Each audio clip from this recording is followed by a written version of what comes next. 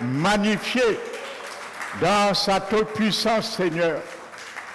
Merci, nous t'élevons, te magnifions. Ô Père, merci pour le jour où tu avais élaboré ce plan de rédemption afin que l'humanité soit sauvée. Nous avons choisi de croire en cela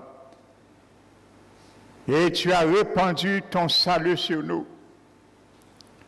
Père, nous te remercions. Mais nous voulons y parvenir jusqu'au dernier souffle de nos vies. Oh, jusqu'à le jour où la trompette sonnera et nous te verrons face à face, Seigneur. C'est notre espérance, mon Dieu. Et ce jour viendra un jour, car ta parole n'est pas un mythe, mais une réalité. Tout ce que tu as écrit dans ta parole se réaliseront, Seigneur.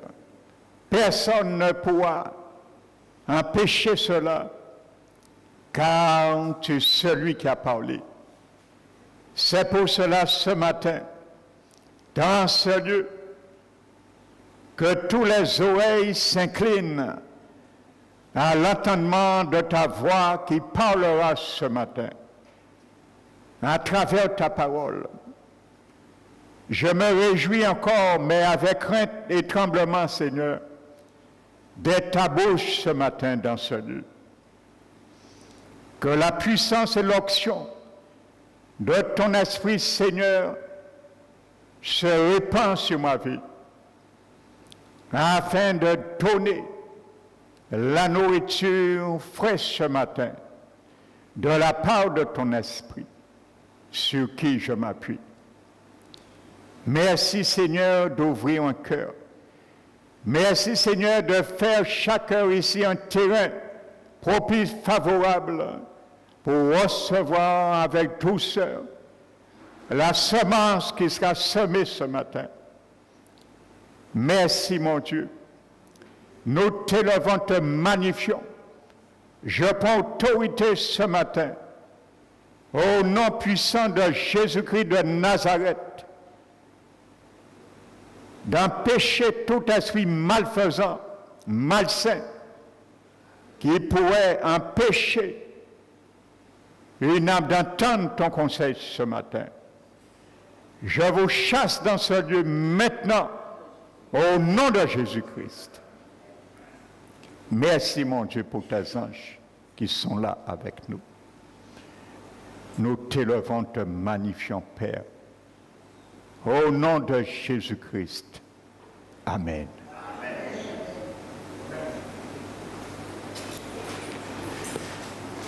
Alléluia. Alléluia. Ne nous laissons pas impressionner par lui. Alléluia. Je salue fraternellement, frères et sœurs, chacun de vous. Amen. Donc soyez les bienvenus, particulièrement ceux et celles qui nous visitent ce matin. Donc soyez bénis dans la présence de notre Dieu. Amen. Alléluia. Donc je vais continuer ce message qui est très riche d'images et d'enseignements. Amen. Donc je précise particulièrement pour ceux et celles qui nous visitent que nous avons une chaîne sur YouTube et que toutes les vidéos sont dessus. Amen. Donc je t'encourage à écouter les précédents. Parce que bien souvent, il y a des dimanches que nous ne venons pas à l'église. Et ça, je parle à ceux qui sont membres et qui n'écoutent pas les messages. Je le sais. Amen. À ce moment, nous pouvons nous trouver comme quelqu'un qui arrive devant une cabine téléphonique. Et cette personne attend son tour pour prendre le téléphone et il écoute les deux interlocuteurs qui sont en train de communiquer. Et la personne peut entendre une parole et interpréter n'importe comment, parce qu'il n'a pas entendu le début de la conversation.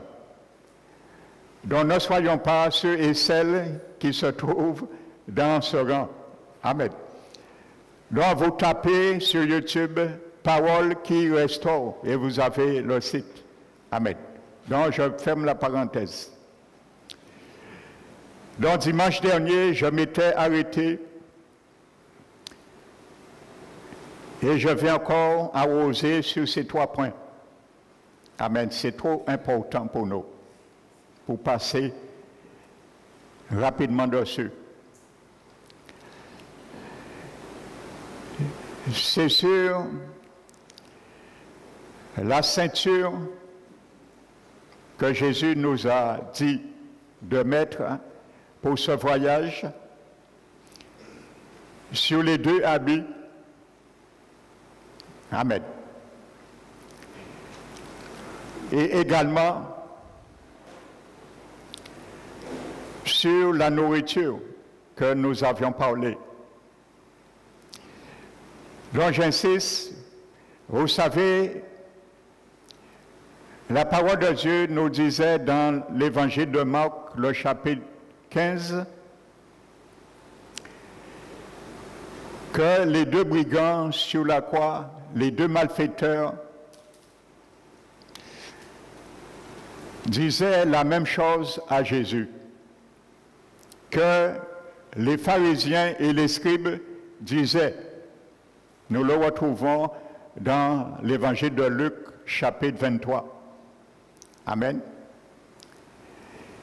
Donc, il disait à Jésus, « Mais toi qui sauvais les autres, sauve-toi, descends sur la croix. Et à ce moment, nous allons te voir, nous allons le voir, et nous allons croire. » Amen. Il y a les 2 brigands, la Bible dit, dans Luc 23, ils ont tous 2 dit ce que disait la foule. Donc, ils ont dit Jésus la même chose.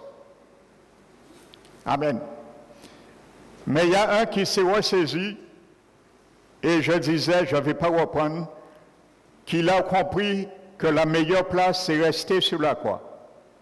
Et il s'est repenti et il a changé d'état d'âme et de cœur. Et il a dit, Jésus, souviens-toi de moi dans ton royaume.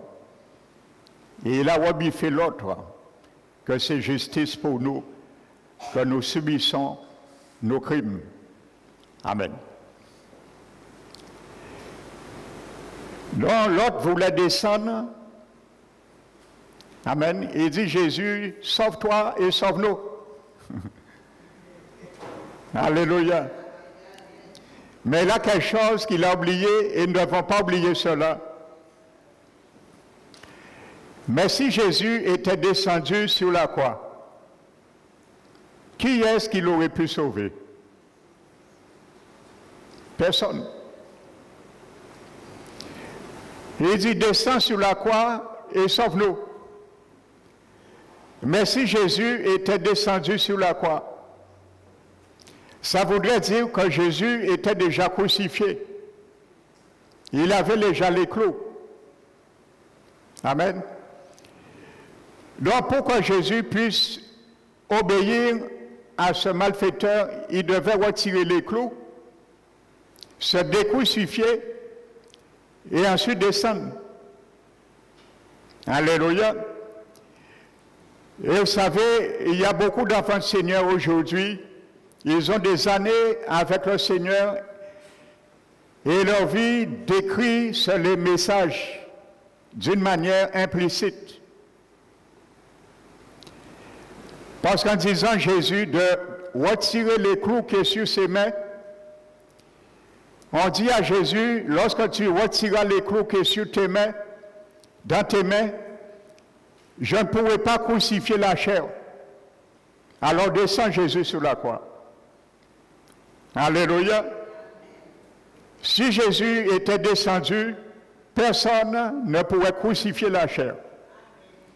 Et là, nous pourrons vivre notre vie comme nous voulons. Parce que ce passage, nous pourrons le fouler. La Bible dit que le vieil homme a été crucifié. Et comme il y a beaucoup d'enfants du Seigneur, ils ne veulent pas crucifier le vieil homme, c'est un peu leur message et leur langage, à travers leur comportement et leur vie. Amen. Mais vous savez, les pharisiens, les scribes, ils voulaient croire pouvoir en voyant Jésus descendre. Amen. Mais vous savez, la Bible nous dit que si tu confesses de ta bouche, Romains 10, que Jésus, le Seigneur, et tu crois dans ton cœur que Dieu l'a ressuscité des morts, tu seras sauvé. Amen. C'est ça qu'il faut croire. Ce n'est pas en disant Jésus descend sur la croix, tu seras sauvé. Si Jésus descend sur la croix, personne ne serait sauvé, ni moi. Amen. Parce que Romains 10 nous dit, c'est en croyant du cœur qu'on parvient à la justice et en confessant de la bouche qu'on parvient au salut. Amen.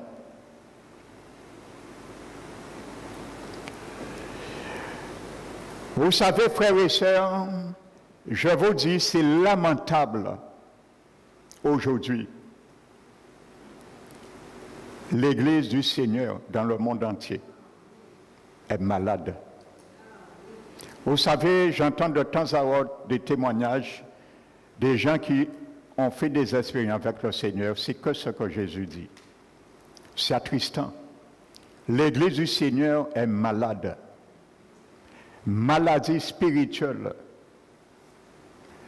Ces enfants marchent, vivent n'importe comment. Et de ce fait, il y a des millions aujourd'hui, sinon milliards, de chrétiens nés de nouveau, je le précise, nés de nouveau. C'est Jésus même qui le dit. Ces chrétiens étaient nés de nouveau. Ils n'étaient pas chrétiens, mais nés de nouveau. Et ils se sont retrouvés en enfer aujourd'hui. Et ils sont là. Mon frère, ma soeur, mon désir, c'est que tu n'ailles pas là un jour. Ni moi. Et je ne sais de vous exhorter. Le Seigneur ne me demandera pas compte pour votre sang. Je ne cesse de le dire, hein? Parce que je me tiens debout avec tremblement et crainte devant vous chaque dimanche et chaque vendredi ici. Amen. Vous savez, l'apôtre Paul, dans le livre de 1 Corinthiens, chapitre 1,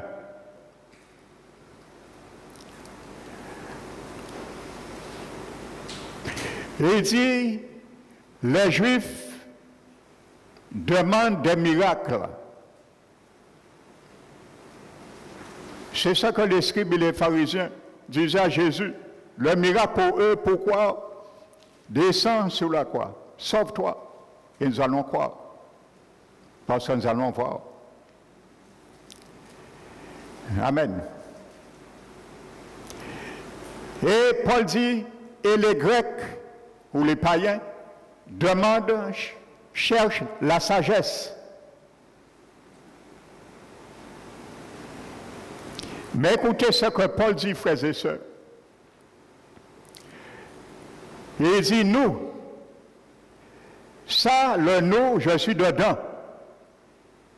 Le nous, tu es dedans, mon frère, ma soeur. Nous ne cherchons pas la sagesse des hommes, j'ajoute. Nous ne cherchons pas des miracles, Parce qu'aujourd'hui, le peuple de Dieu, la plupart, c'est ça qu'ils cherchent aujourd'hui. Et malheureusement, le diable sait faire des faux miracles pour les aveugler et ramener leur âme dans son camp. Mais dit, nous prêchons Christ crucifié. Alléluia. Christ crucifié. Ça, on n'entend pas aujourd'hui cet évangile, frères et sœurs. Amen. Aujourd'hui, cet évangile, on l'entend très rarement. Aujourd'hui. Parce que ça fait fuir les chrétiens dans des églises. Alléluia. On n'entend pas cet évangile aujourd'hui facilement dans les églises du monde, je parle. Parce que ça fait fuir les chrétiens, ça dévide les églises. Parce que cet évangile te restreint dans ta vie. Alléluia. De marcher n'importe comment. Mais Paul dit, cet évangile, voici sa définition. Christ crucifié, ça a une définition. Je te donne la définition. Et scandale pour les Juifs et folie pour les Grecs ou les païens. On n'entend plus prêcher le scandale de la croix. Parce que ça scandalise nos vies. Le scandale de la croix, c'est un scandale. Amen. Déjà, comment un Dieu puisse mourir, c'est un scandale. C'est un scandale pour les Juifs. C'est pour ça que les pharisiens, les scribes disaient à Jésus, mais si tu es Dieu, si tu es le Fils de Dieu, sauve-toi, descends de la croix. C'est un scandale. Comment Dieu peut mourir? Amen. C'est un scandale. Et si Jésus est mort, je n'ai pas le choix, tu n'as pas le choix, je dois aussi mourir. Je vais t'expliquer tout à l'heure comment mourir. Pas physiquement, ne meurs pas physiquement. Alléluia. C'est un vieil homme qui en toi et en moi doit mourir, pas toi. Tu es l'homme nouveau. L'homme nouveau ne doit pas mourir. C'est le vieil homme, depuis Adam, qui doit mourir. L'homme qui a toujours géré nos vies, dirigé nos vies, avoir les arènes. Alléluia, c'est lui qui doit mourir, crucifié. Amen. Et scandale. Mais Paul dit, même nous, pour moi et toi, la croix, Jésus crucifié, est sagesse de Dieu et puissance de Dieu pour ceux qui sont appelés. Alléluia. Et je vais ajouter pour ceux qui sont appelés et qui sont devenus les élus. Parmi tous ces appelés, il y a deux catégories dans le corps du Christ. Il y a une catégorie qui ont dit à Jésus, moi je descends sur la croix. Moi je retire les clous sur la croix, je redescends, et toi restes à la croix pour moi. Beaucoup de chrétiens qui ont embrassé l'évangile de l'assurance du salut, ce sont les calvinistes, on les appelle, parce que c'est Calvin qui a amené cette doctrine, si vous ne le savez pas.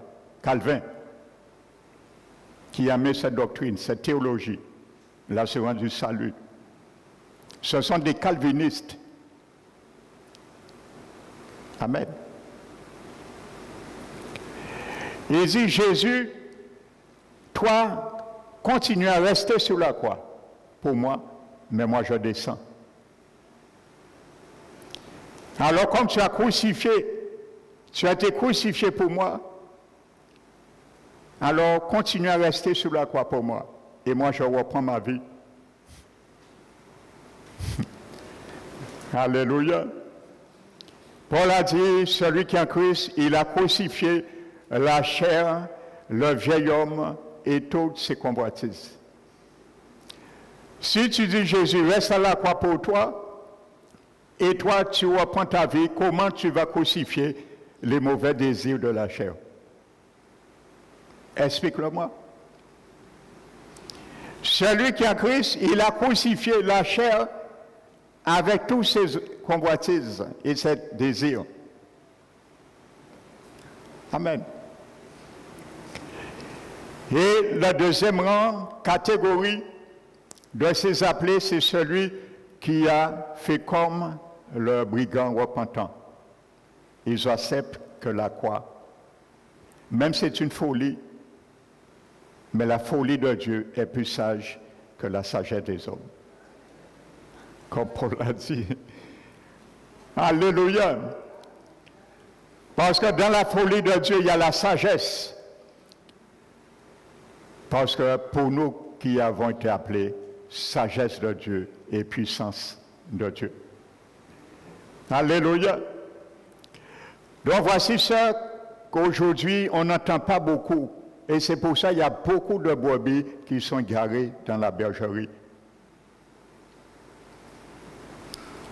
Et ils prennent le verset de Jean 10 que Jésus a dit, mes brebis entendent ma voix et aucun d'eux ne se perdront. Mais si la brebis, ce qu'on ne nous dit pas, si la brebis est sortie dans l'enclos, comment il va continuer à entendre la voix du berger? La brebis entend ma voix tant qu'il sera dans l'enclos. Oui, mais une fois la brebis s'est égarée, comment il va entendre la voix du berger? Imaginez-vous, j'ai des moutons, j'ai une clôture, je viens, je les nourris, donc tant ils seront là, ils seront nourris par moi. Mais si un jour, il y a un qui sort par un petit trou, et il s'en va loin. Je l'appelle. Mais il est tellement loin, il n'entend plus ma voix. Comment il va retourner? C'est ça qu'il faut comprendre. Lorsqu'une brebis est sortie dans le corps du Christ, Jésus va continuer à l'appeler. Mais à un moment donné, cette brebis va tellement s'éloigner qu'il ne va plus entendre la voix de Jésus. Amen. Donc, ce n'est pas Jésus qui l'a perdu. Ce que le Père l'a donné, c'est la brebis qui s'est perdue. Alléluia. Alors, ne restons pas loin de Jésus. Je l'ai dit dimanche, ça fait 2 dimanches, je crois. Jésus a dit, si ceux qui le suivaient, vous qui m'avez suivi, je vous ai dit, le mot grec est traduit par suivre dans ce verset, c'est suivre de près. Mais à un moment donné, si Jésus dit me suivre de près, ça veut dire si tu suis Jésus de loin, à un moment donné, il risque de ne plus te voir.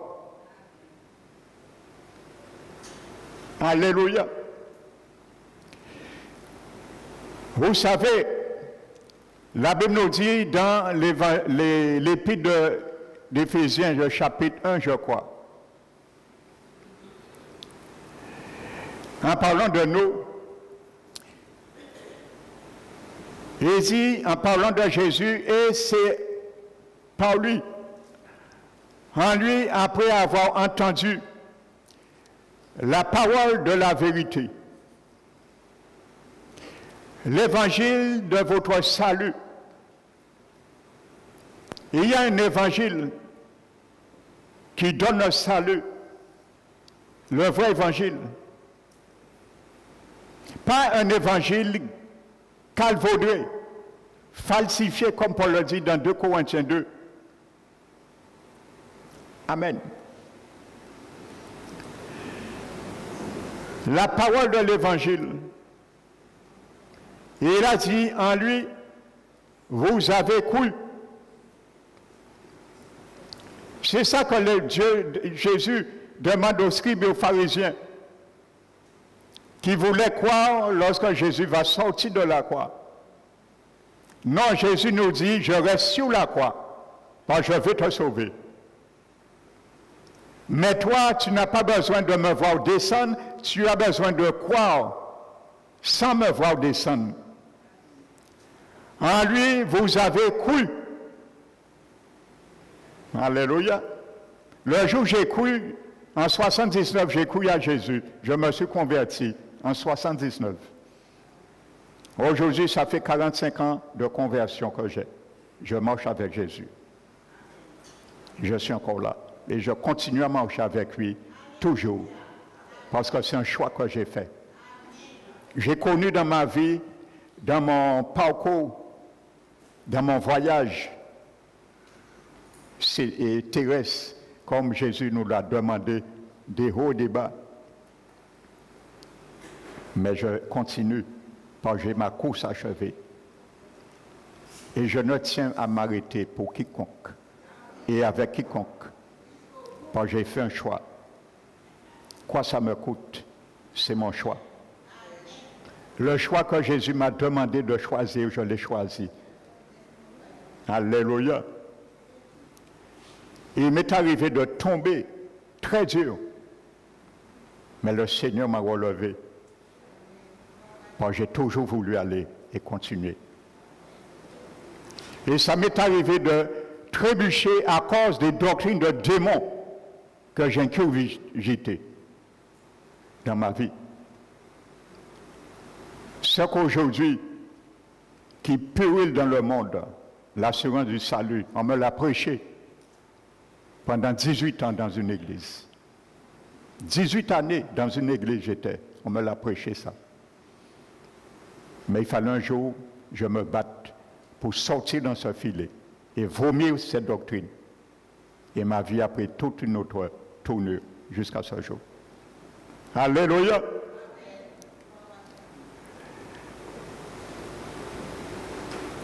Je disais dans le livre d'Ecclésiaste, dans Éphésiens 1, l'apôtre Paul dit, vous avez cru en lui et vous avez été scellés. Tampon du Saint-Esprit qui avait été promis et qui est le gage de notre rédemption pour ceux que Dieu s'est acquis par son sang afin de célébrer sa gloire. Alléluia. Tu es sauvé, je suis sauvé pour célébrer la gloire de Dieu dans ma vie. Glorifier Dieu dans ma vie, dans mes paroles, dans mes pensées, dans mes actes, dans mes démarches. Alléluia. Amen.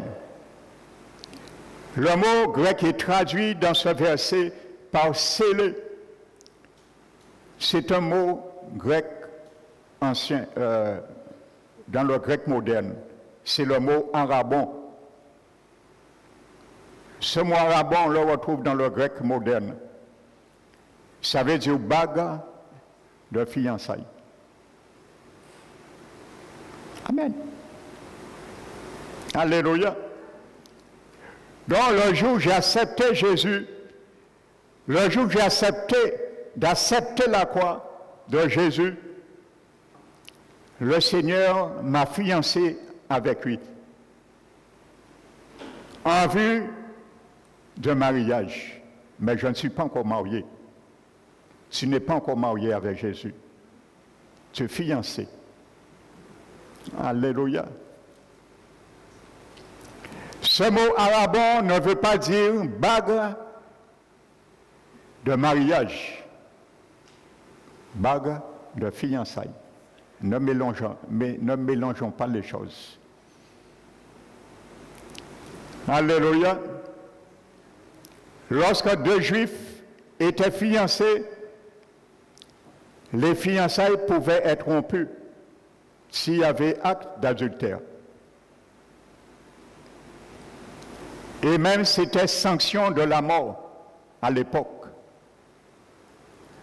S'il y avait adultère pendant même les fiançailles, c'était passif de mort physique. La loi était très dure. Aujourd'hui, nous sommes l'Église, nous sommes la fiancée de Jésus. S'il y a adultère spirituel, c'est la mort spirituelle aussi. Amen.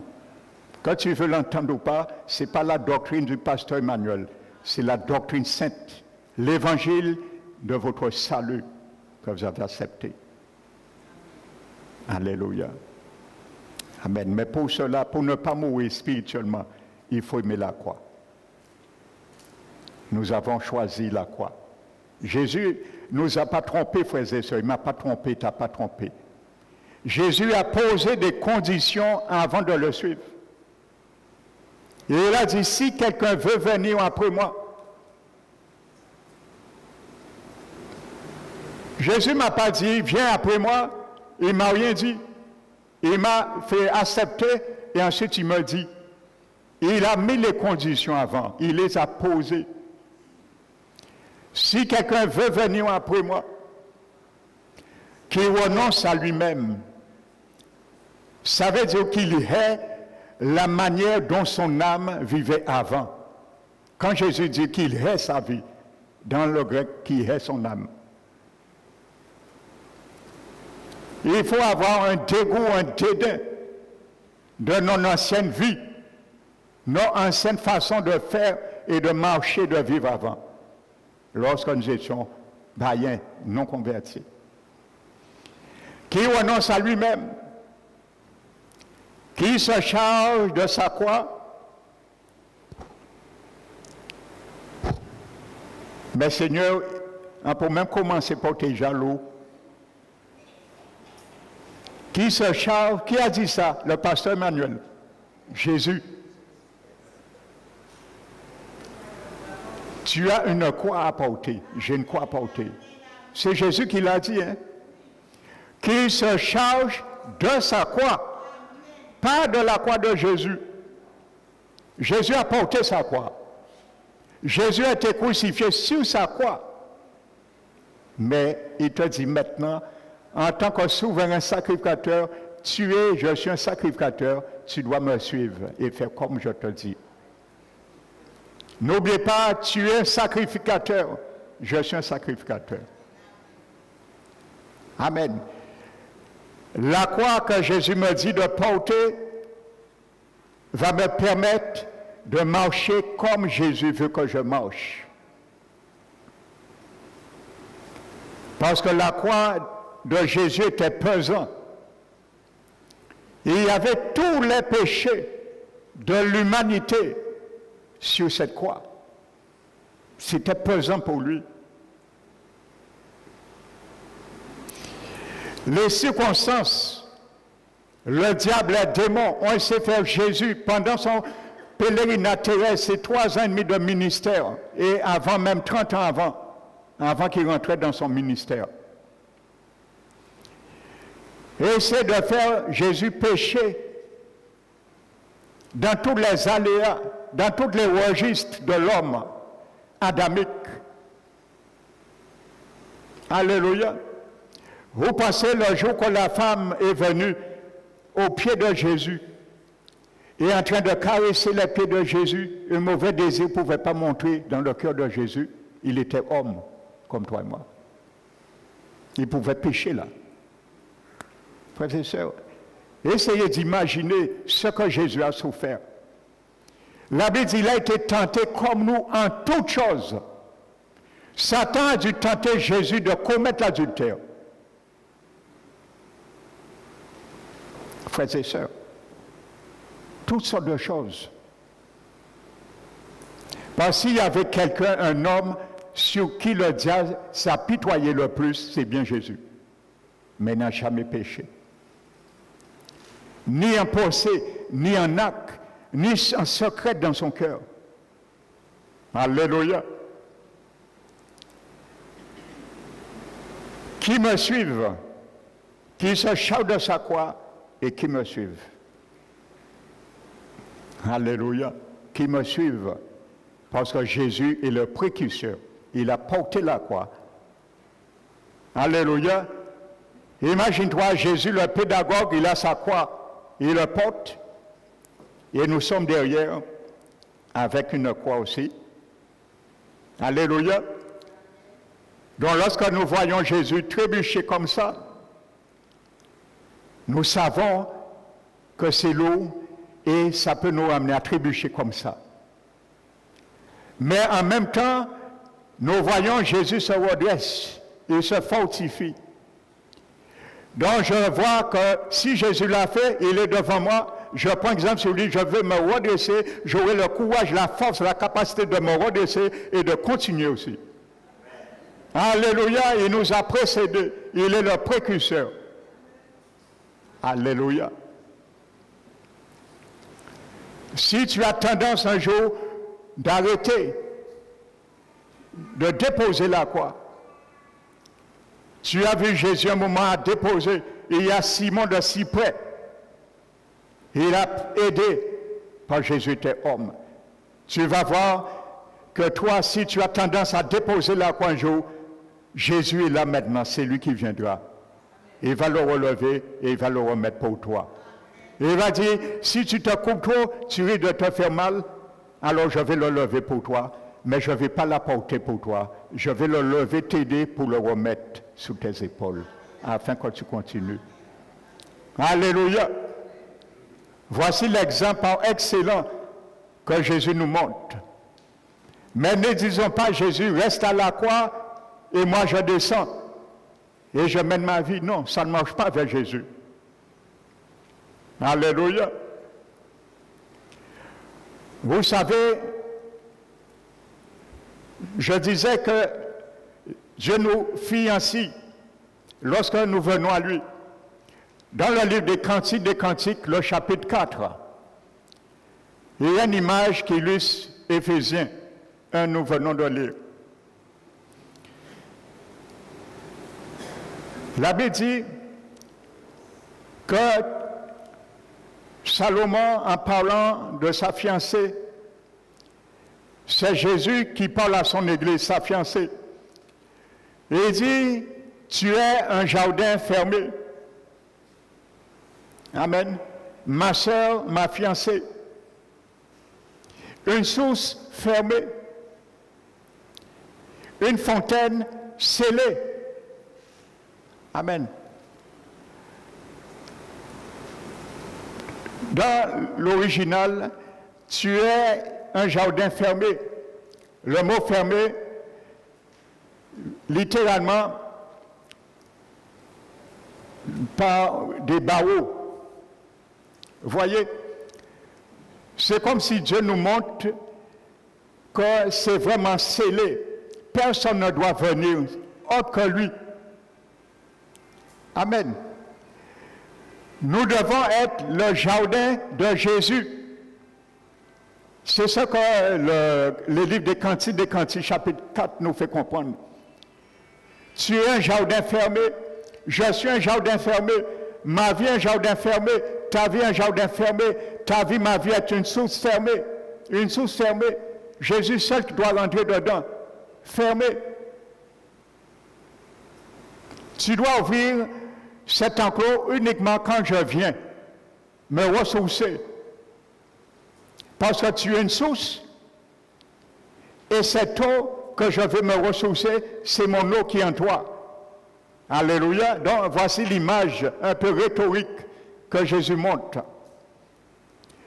Nous devons être une source que Jésus lui-même est la source et vient se ressourcer en nous. Une fontaine scellée. Et vous avez été scellés. Amen. Dans l'hébreu, dans ce jardin fermé, amen, fiançailles, le mot hébreu pour fiançailles veut dire fermé. Donc voyez bien, Quand nous sommes fiancés avec Jésus, nous sommes fermés. Nous sommes une source, un enclos fermé. Donc ça représente bien la chose, frères et sœurs. Vous savez, lorsque l'apôtre Paul, dans Acte 20, verset 23, Paul devait partir, écoutez bien frères et sœurs, Paul devait partir à Jérusalem.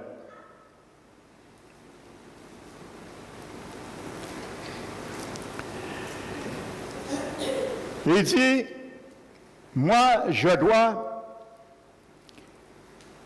il commence maintenant lié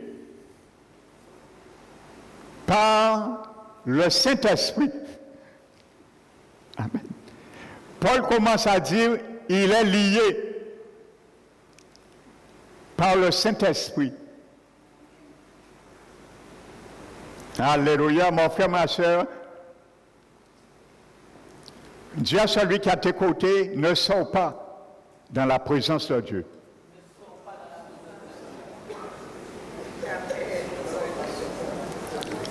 Lévitique 10. Dieu a dit à Aaron, si tu sors dans ma présence, tu mourras.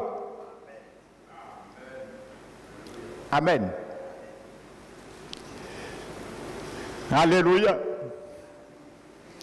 Paul dit lié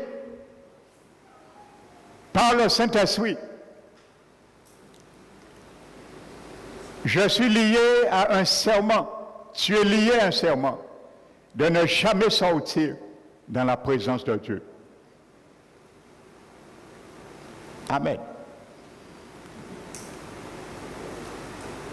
Si tu violes cette alliance, Hébreu appelle ça outrager l'esprit de grâce par lequel nous avons été sanctifiés. Amen. Paul dit,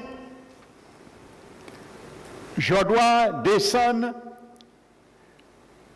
le mot lié, amen, nous montre bien, c'est une alliance qui nous lie avec le Saint-Esprit de Dieu. Et n'oubliez pas, frères et sœurs, l'image. Pourquoi Dieu disait au sacrificateur de ne pas sortir dans sa présence, même si ça fait mal intérieurement ou autre, c'est à cause de l'onction qui était sur eux. C'est à cause de l'habitation du Saint-Esprit qui est dans ma vie et ta vie. Parce que la Bible dit, Paul a dit, croyez-vous que c'est en vain que Dieu chérit l'Esprit Saint qui nous habite? Alléluia. Paul dit, car je dois me rendre à Jérusalem, mais je ne sais pas ce qui m'arrivera. Paul le dit, je ne sais pas ce qui m'arrivera. Je sais, je suis lié par le Saint-Esprit. Je dois descendre à Jérusalem, mais je ne sais pas ce qui m'arrivera.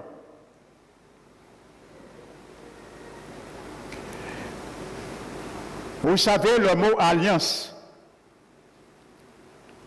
Amen. Quand Paul dit lié, ce mot grec veut dire enchaîner. Amen. Alléluia. Donc nous sommes enchaînés avec une alliance avec Jésus sur la croix. Le mot alliance dans l'Ancien Testament en hébreu, c'est le mot bérik. Alléluia. Et en grec, téké.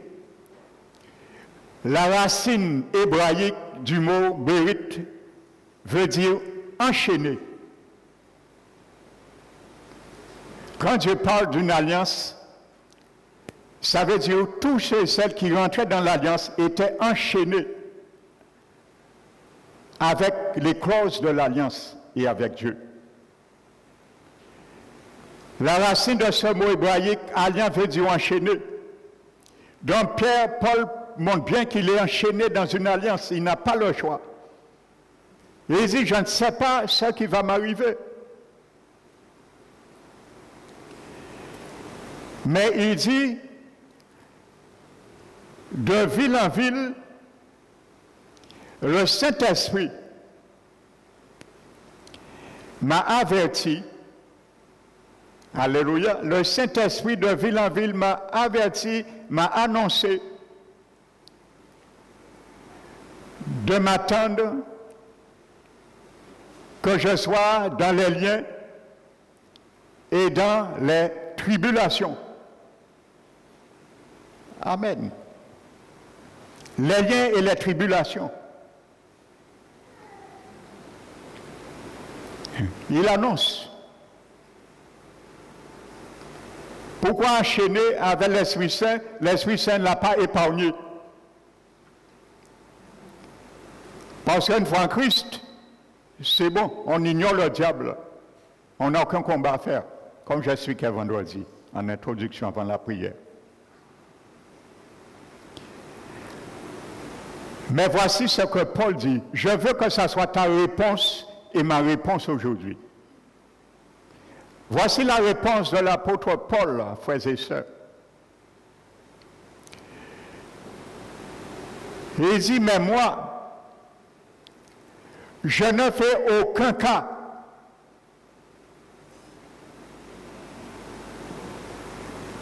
de ma personne. Comme si ma vie m'appartenait. Paul dit, moi, je ne fais aucun cas de ma personne comme si ma vie m'appartenait. Tu vois bien, Paul te dit, quand tu as accepté Jésus, ta vie ne t'appartient plus. Ma vie ne m'appartient plus. Parce que j'étais crucifié, j'étais mort avec Jésus. Quand quelqu'un est mort, il ne peut pas reprendre sa vie. Il est mort. Alléluia, je ne fais aucun cas de ma vie, comme si elle m'était précieuse ou qui m'appartenait, selon les traductions. Amen. Alléluia.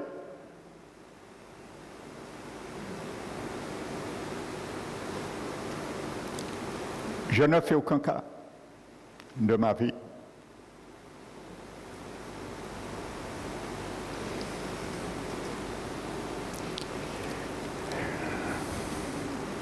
Mais il dit, pour pouvoir achever ma course, car je dois achever ma course avec tristesse. Amen. Avec joie. Alléluia. Il ne prend pas égard si sa vie l'appartient parce que lui, son objectif, malgré ça, il doit achever sa course avec joie.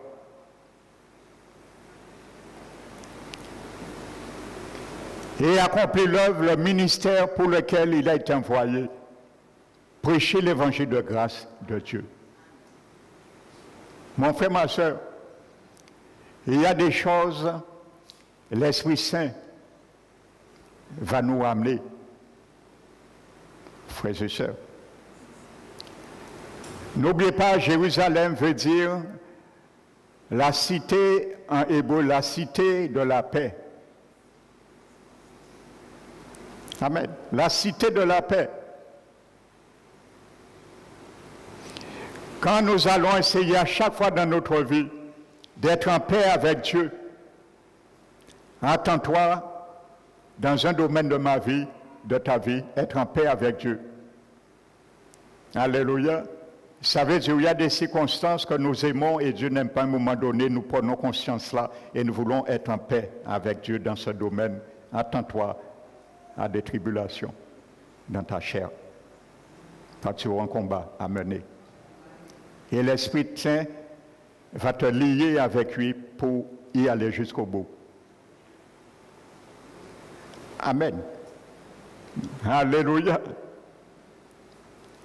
Amen. En ce cas-là, tu vas te rappeler, je vais me rappeler de ce que Jésus nous avait dit. Celui qui veut me suivre, qui se charge de sa croix et qui me suive. Alléluia. Amen. Et comme je disais, ce qui va nous aider à faire cela, c'est la parole de Dieu. La nourriture. Le sacrificateur, j'expliquais, il devait gérer sa nourriture. Nous, notre nourriture, c'est la parole de Dieu. Manger la parole de Dieu. Dans l'évangile de Marc, le chapitre 8, la Bible dit qu'il y a près de 4000 personnes. Ils sont autour de Jésus et Jésus prêche la parole. N'oubliez pas, la nourriture que Jésus nous donne, c'est faire la volonté de Dieu, de notre Père. Il a dit, j'ai ma nourriture que je dois manger, c'est faire la volonté de celui qui m'a envoyé et accomplir ses œuvres. Donc cette nourriture, c'est lui qui va aussi nous apprendre à manger cette nourriture. La Bible nous dit qu'il y a près de 4000 personnes, Jésus prêche. Mais Jésus eut compassion à un moment donné. La Bible dit qu'il eut compassion. Et il dit à ses disciples que ces gens sont là depuis 3 jours avec moi. Amen. Jésus dit, ces gens, ça fait 3 jours, ils sont avec moi à mes côtés. Jésus qui parle. Mais il dit, ils ont faim, ils n'ont rien à manger. Et je ne peux pas, si je les fais retourner à jeun, il leur manquera de la force, parce que beaucoup viennent de loin déjà.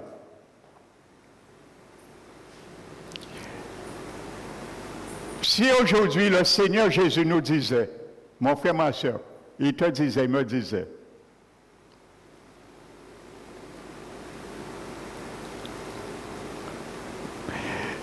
ça fait 3 ans, tu es à mes côtés. Ou 6 ans, 10 ans, 20 ans, on ne sait pas. Tu es à mes côtés. Amen. Et tu n'as rien à manger. Tu n'as rien à manger. Alléluia. Parce que parfois, le Seigneur nous donne la nourriture, mais nous ne le mangeons pas. C'est l'aliment du sacrificateur. Amen. Ça fait 3 jours, ils sont avec moi, à mes côtés, ils n'ont rien à manger.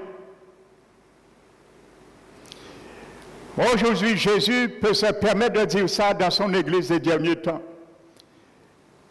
Il y a beaucoup d'enfants de Seigneur, ils sont à côté de Jésus depuis 3 ans, 6 ans, 10 ans, ils n'ont rien à manger.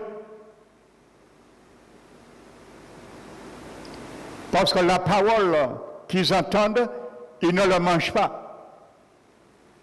Donc, ils ont toujours faim. C'est une réalité spirituelle. Amen. Et si on a faim, vous savez, lorsque quelqu'un est en jeûne, physiquement, il est faible. C'est pour ça qu'il dit, si je les renvoie sans manger, en jeûne,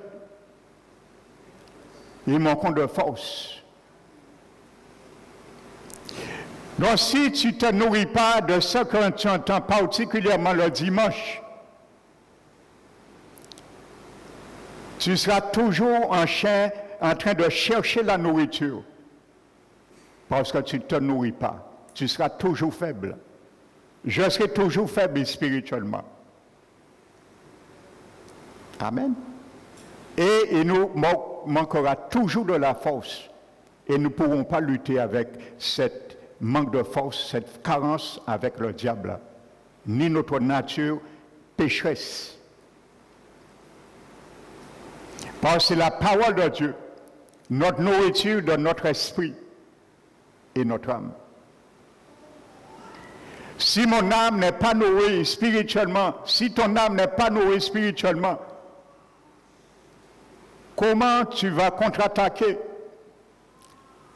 le vieil homme qui est dans notre âme et laisser l'homme nouveau prendre le dessus, les arènes. Amen. N'oubliez pas le psaume 119, nous avons vu dimanche dernier, David dit, ta parole est une lampe à mes pieds et une lumière sur mes sentiers. Aujourd'hui, si je te pose une question, quel est le sentier que tu marches dessus? Quel est le sentier que je marche dessus et qui n'est pas éclairé? Est-ce que c'est le sentier de l'injustice? Nous marchons dans le sentier qui s'appelle l'injustice et ce sentier n'est pas éclairé. Pourquoi? Parce que la parole qui te dit que la justice de Dieu veut que tu fasses ça, tu ne le fais pas. Ma parole est une lampe à mes pieds, ta parole est une lumière sur mon sentier. Est-ce qu'aujourd'hui, nous marchons, notre sentier s'appelle l'amertume? Alléluia. Mais n'est pas éclairé par la parole qui est la lampe pour l'éclairer. Parce que la lampe te dit de rejeter toute sorte d'amertume. Donc si tu es encore dans le sentier de l'amertume, c'est parce que la parole n'est pas là pour éclairer ce sentier, pour te dire ça. Tu refuses cette parole. Alléluia, ta parole est une lampe à mes pieds, une lumière sur mes sentiers. Alléluia, mon sentier détermine où est la parole de Dieu qui est la lampe dans ma vie. Je le répète, mes sentiers, tes sentiers déterminent où est la parole de Dieu dans ma vie, dans ta vie. Parce que si la parole de Dieu m'éclaire dans le sentier de l'amertume, je sortirai dans ce sentier. Il me dira que c'est dangereux. Et pour sortir, je dois t'éclairer me disant que tu ne dois pas avoir de l'amertume. Et je sortirai sur ce sentier.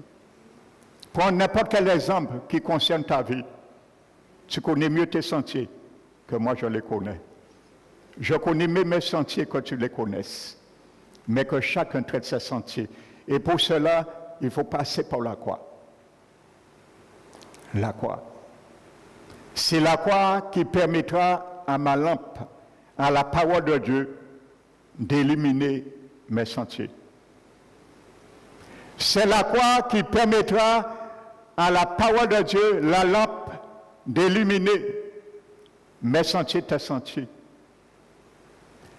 Si tu veux les mettre sur un boisseau, tant mieux. Mais si tu veux les mettre sur le chemin pour éclairer ton sentier, ça vaut mieux. Amen, frères et sœurs. Alléluia. Le Seigneur est grand. Il veut nous éclairer. La croix. Frères et sœurs. Alléluia. Regardez ce que dit Paul, un texte qui me vient, Philippiens, chapitre 3. Frères et sœurs. Philippiens 3. Alléluia.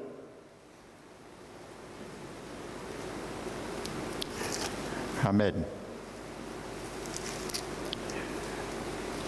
Vous savez, Paul avait son charisme, il avait sa pudeur avant d'être converti. Ce n'était pas Paul, hein, mais Saul.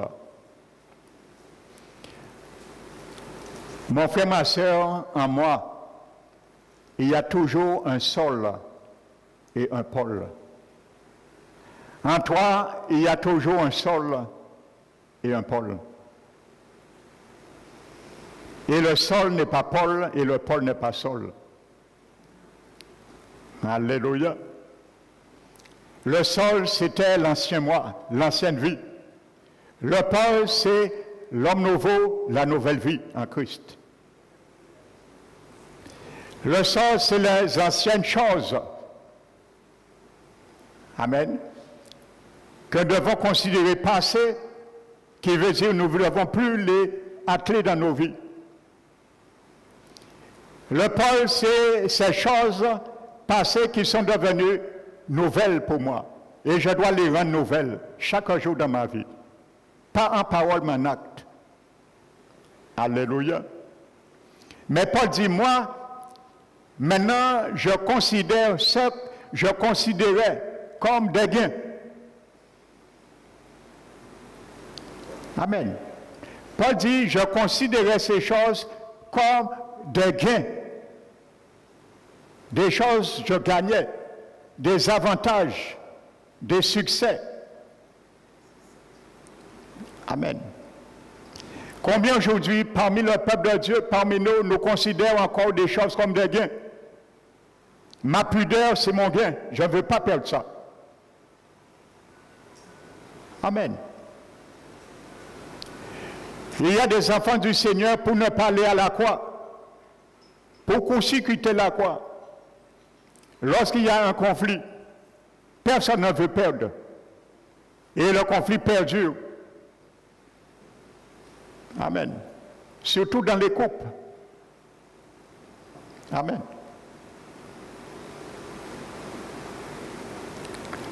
Il y a un adage qui dit, dans un couple, bien souvent, les conjoints se prennent, se déprennent, se reprennent, se surprennent, mais ne se comprennent jamais.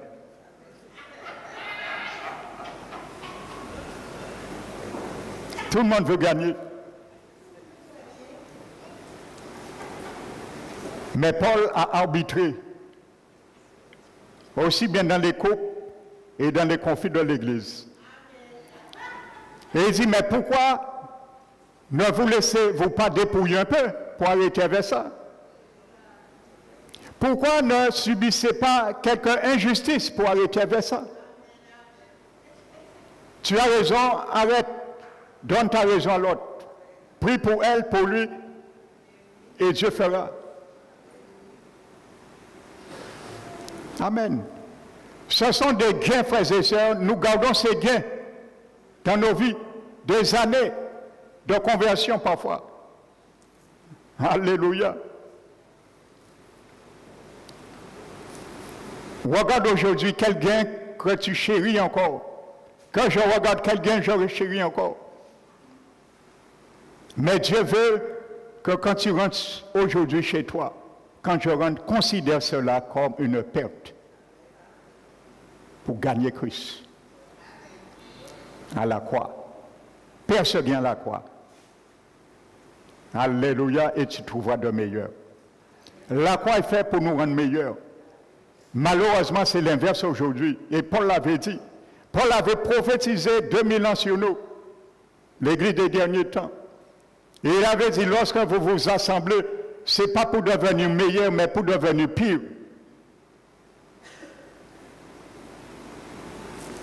Alléluia. Aujourd'hui, le peuple de Dieu rentre dans le culte. Il loue le Seigneur, il loue. Le pasteur prêche. Ils sont là. Ils n'entendent rien. Ils sont distraits dans leurs pensées, dans leur âme.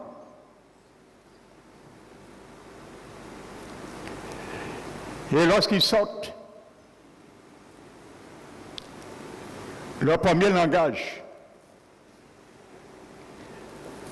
ouais, on comprend tu es là, il pâté là, il vient, voyez, c'est ça. Voici ça, frères et sœurs. Au lieu de devenir meilleurs, nous devenons pires. Pourquoi? Parce que la parole que Jésus nous donne chaque dimanche, nous ne le mangeons pas. De ce fait, nous avons toujours faim. Et Jésus dit, ça fait 10 ans, 20 ans, 30 ans que cette personne est à côté de moi. Mais il n'a rien à manger. Alors, qui tant qu'il va manger? Comment il peut faire encore pour manger? Il n'a rien à manger. Il entend les paroles qui le concernent, il n'a pas à manger. Alors Jésus a dit, depuis tant d'années ils sont avec moi, ils n'ont rien à manger. Ce n'est pas parce que Jésus ne veut pas te faire manger, manger là, bon, mais nous ne veut pas manger. Alléluia. Parce que si nous mangeons parfois, il fait nous vomir. Alléluia. Combien de chrétiens qui ont déjà dit, moi, en qui est mort, on ne peut jamais pardonner tel monde. Des chrétiens nés de nouveau, leur langage, j'ai déjà entendu ça. Comment tu veux ne pas être rassasié? Ou plutôt avoir faim? Tu vas entendre des paroles pour te dire que tu dois pardonner un jour. Mais si tu ne le fais pas, tu viendras chaque dimanche, tu auras toujours faim. Et Jésus dira que cette personne, ça fait tant d'années qu'il est avec moi, il n'a rien à manger. Et si je le renvoie à jeun, il perdra des forces. Aime la nourriture du sacrificateur, car tu es un, je suis un. 1 Thessaloniciens chapitre 2. Alléluia. Paul a dit aux Thessaloniciens, je rends gloire à Dieu pour vous. Amen. De sorte que, ayant entendu la manière que vous avez reçu, les paroles que nous vous avons fait entendre, vous les avez reçues comme ne pas venant d'un homme, mais comme elle est manifestement venant de Dieu. Alléluia. Et qui agit en vous qui croyez. Amen. Croyez, il faut laisser la parole agir en nous. Il est en nous. La parole est en moi, la parole est en toi. Mais il faut la laisser agir. Et qui agit en nous qui croyons. Donc, tu peux manger, la parole est là. Si tu prends le manger qui est bon, tu le mets au frigidaire, tu ne le manges pas, elle est là. Elle ne va pas sortir dans le frigidaire, ouvrir ta bouche et dire mangez-moi. Tu auras toujours faim. Tu vas ouvrir le frigidaire, tu as faim, tu vas le regarder, tu resteras faim, il ne va pas retirer ta faim. Alléluia. Eh bien, aujourd'hui, spirituellement, c'est ce que Jésus nous dit. Des années, il est à côté de ma parole, elle est à côté de ma parole, il n'a rien à manger. Décidons-nous de manger un jour, frères et sœurs, ce qui est bon pour notre âme. Mais pour le manger, il faut accepter la croix. Paul dit ça que je considérais comme des gains.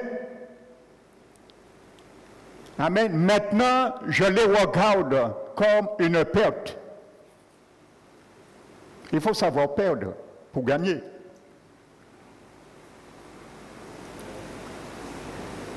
Alléluia. Et il dit, et même, je regarde toutes choses comme une perte pour gagner Christ. Il dit, il considère ces choses, il considérait comme un dégain, il les regarde comme une perte pour Christ. Pas pour mon frère, ma soeur, pour Christ. Il y a des choses, des situations, il y a des comportements que nous faisons pour faire plaisir à un frère ou une soeur ou à quelqu'un. Nous disons, bon d'accord, on dit moi ça, arrêtez ça, en qu'a fait. En qu'a fait, c'est pas ce qu'on dit moi fait. Tu l'as fait à cause d'un frère ou une sœur? Non. Fais-le à cause du Christ. Pour Christ, Paul dit.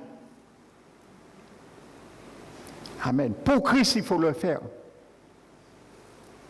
Parce que si tu le fais pour un frère ou une sœur, tu vas t'enorgueillir intérieurement. Tu diras, pour. Ça pas tes frères là. Hein. C'est qu'ils voient Valérie. Non, ne le fais pas à cause d'un frère ou une sœur. Fais-le pour Christ. C'est pour Christ, Paul l'a dit. Il a considéré toutes ces choses comme une perte. Et même je considère toutes choses comme une perte pour gagner Christ. Alléluia. Tu veux Jésus un jour t'a dit, mon frère, ma soeur me dit, ma chérie, tu es un jardin scellé, une fontaine scellée, un jardin fermé. Une source fermée. Considère ce qui est un gain pour nous comme une perte pour Christ. Alléluia. Quand quelqu'un viendra de temps à autre dans le jardin, il va venir se réjouir avec nous dans la communion. Alléluia. Mais il va voir, nous avons encore de l'amertume dans notre âme. Il va retirer, il va dire, elle a mis un mauvais parfum aujourd'hui. Je ne réussis pas à sentir cette odeur, alors je m'en vais. Je reviendrai un autre jour pour dans ce sauce, et ainsi de suite. Et Paul dit que déjà toutes ces choses, je les considère comme de la boue. Il a dit à cause de l'excellence de la connaissance du Christ. À cause de l'excellence de la connaissance du Christ. Pour qui? Alléluia. Et il dit pour qui je refuse ces choses. Pour Christ. Alléluia. Je refuse ces choses. Et dis-moi, je considère toutes ces choses comme de la boue pour gagner Christ. Excuse-moi mon frère, je peux fermer.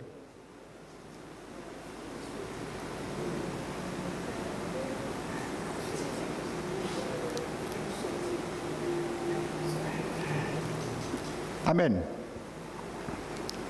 Alléluia. Alléluia.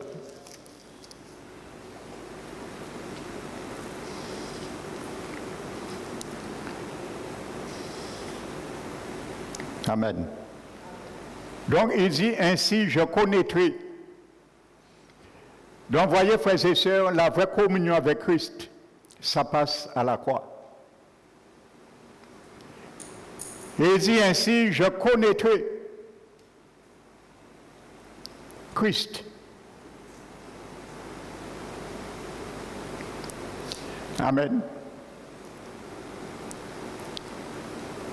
De la puissance et la puissance de sa résurrection. Amen. Quand quelqu'un ressuscite, c'est parce que la personne était morte. Si je veux jouir, tu veux jouir de la puissance de la résurrection de Jésus, il faut passer aussi par la mort à la croix, comme Jésus. Et nous allons expérimenter la puissance de sa résurrection. Amen. Ainsi, je connaîtrai Christ et la puissance de sa résurrection, et ce n'est pas fini. Et la communion, il le reste. Et la communion dans ses souffrances. Amen. La communion dans ses joies. Non. dans ses souffrances. Là, c'est là on recule de la croix. On reste au loin de la croix. On fait comme les disciples. On regarde la croix au loin. Comme je disais dimanche, il y a 4 personnes qui ont vu tous les événements de la croix auprès.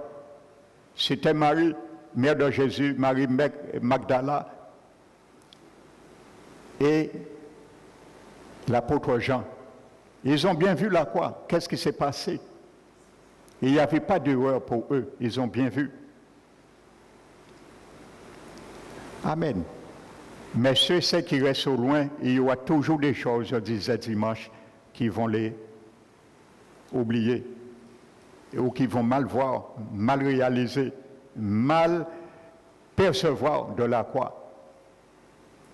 Mais Paul avait bien saisi qu'est-ce que la croix. Parce que la croix l'a giflé sur le chemin de Damas. Quand Jésus est venu lui-même se présenter à lui. Amen. De la puissance de sa résurrection et la communion dans ses souffrances.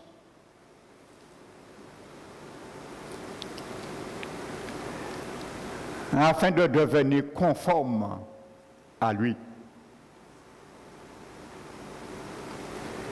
En devenant conforme à lui. Alléluia, je continue. Ou c'est trop fort? Ce n'est pas ma doctrine, c'est la doctrine de Jésus. Devenant conforme à lui. Comment? Dans sa mort. Pour parvenir, si j'appuie à la résurrection d'entre les morts, pas à la résurrection des morts. C'est sérieux ce verset, frères et sœurs.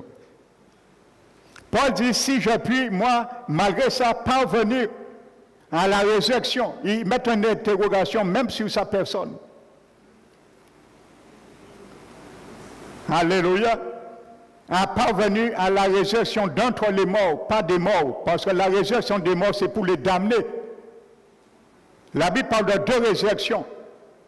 La résurrection des morts et la résurrection d'entre les morts. La résurrection d'entre les morts, c'est pour les sauver.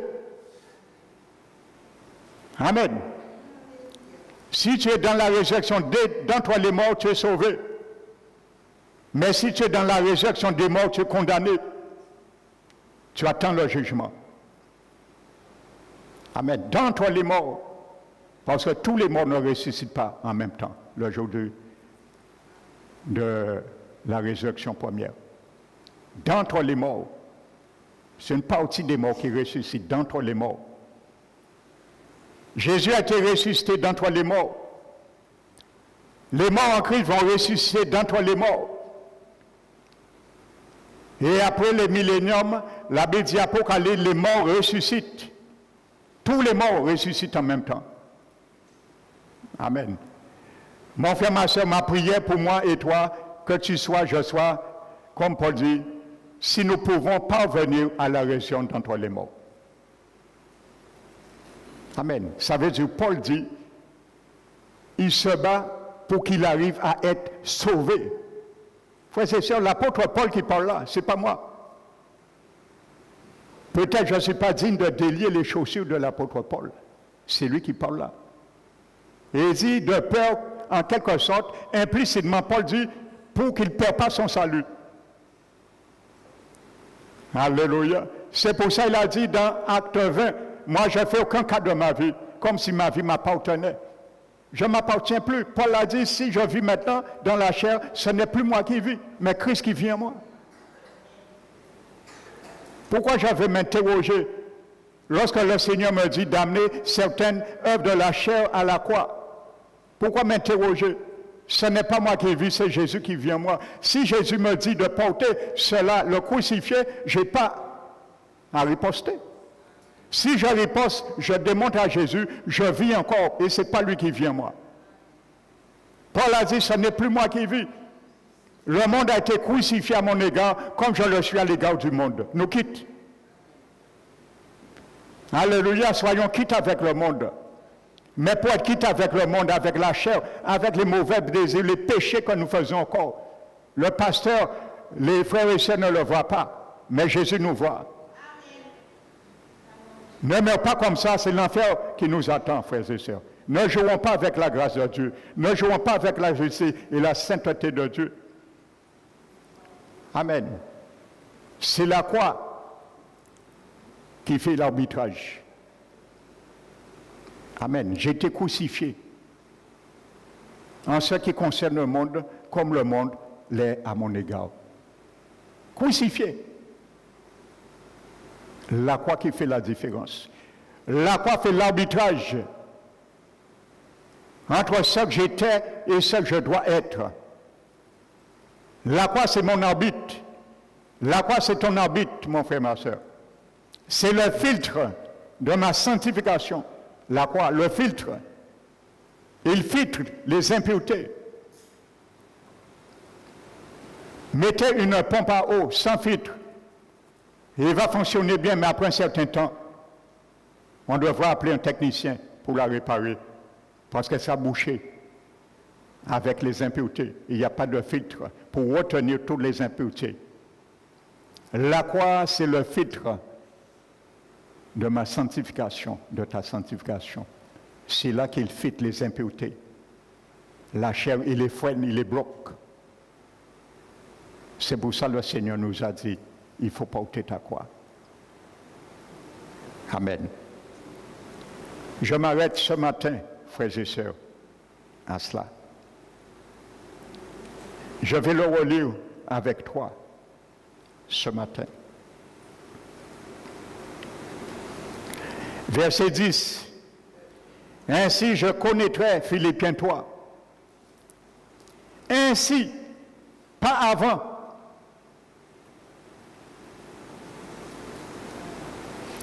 Le ainsi nous ramène à ce que nous avons vu. C'est lorsque Paul va regarder, lorsque je vais regarder tout ce qui est un gain pour moi comme une perte, pour gagner Christ, considéré comme de la boue. Alléluia. Ainsi je connaîtrai Christ. N'oubliez pas dans la parabole des 10 vierges, Jésus a dit à les vierges sages, je ne vous ai jamais connus. Ça veut dire, chaque dimanche, on venait à l'église, on écoutait la parole, mais Jésus voyait, nous avions toujours faim.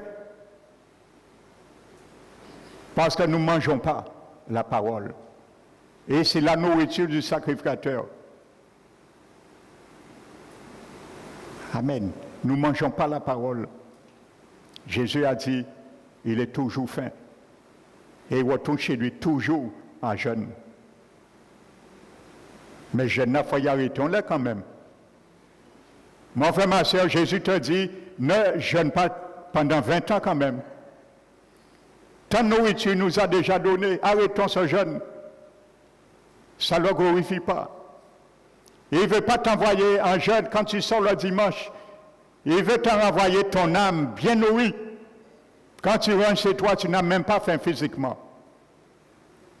Parce que la parole t'a déjà nourri ton âme. Et il prend le dessus même de ton appétit physique. Alléluia.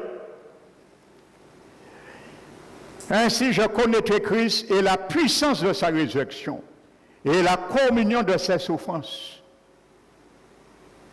Alléluia. En devenant conforme à lui dans sa mort. Dans sa mort. Conforme à lui. Dans sa mort. Alléluia. Ça veut dire la notice de fonctionnement. Alléluia.